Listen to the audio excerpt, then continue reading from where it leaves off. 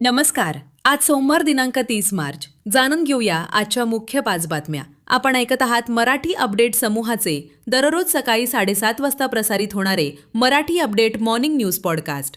गेल्या 40 वर्षापासून शेतकऱ्याचे हित जपण्यासाठी शेतीमालाला योग्य भाव मिळावा म्हणून शेतकरी नेते शंकर अण्णा धोंडगे यांनी राज्यात लढा उभा केला असून यामुळेच शेतकऱ्याच्या हिताचे निर्णय घेणाऱ्या शिवसेना पक्षात त्यांनी प्रवेश केलाय. आता शेतकरी आत्महत्यामुक्त राज्य निर्माण करू असे प्रतिपादन उपमुख्यमंत्री एकनाथ शिंदे यांनी केले.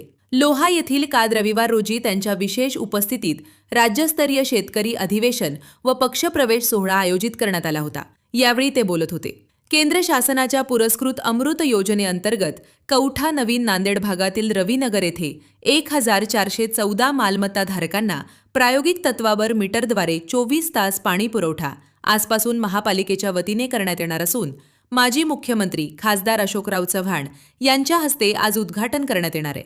राज्याचे उपमुख्यमंत्री एकनाथ शिंदे हे लोहा येथील नियोजित कार्यक्रमासाठी नांदेड दौऱ्यावर आले असता नांदेड विमानतळावर बाळासाहेब ठाकरे हरिद्रा संशोधन केंद्राचे अध्यक्ष तथा आमदार हेमंत पाटील, आमदार बालाजी कल्याणकर, आमदार बाबूराव कदम कोहळीकर, महापौर कविता मुळे, जिल्हा परिषदेच्या मुख्य कार्यकारी अधिकारी मेघना कावली, मनपा आयुक्त डॉक्टर महेश कुमार डोईफोडे, अपर जिल्हाधिकारी रत्नदीप गायकवाड, अपर पोलीस अधीक्षक अर्चना पाटील आदी मान्यवरांनी त्यांचे पुस्तक व पुष्पगुच्छ देऊन स्वागत केले.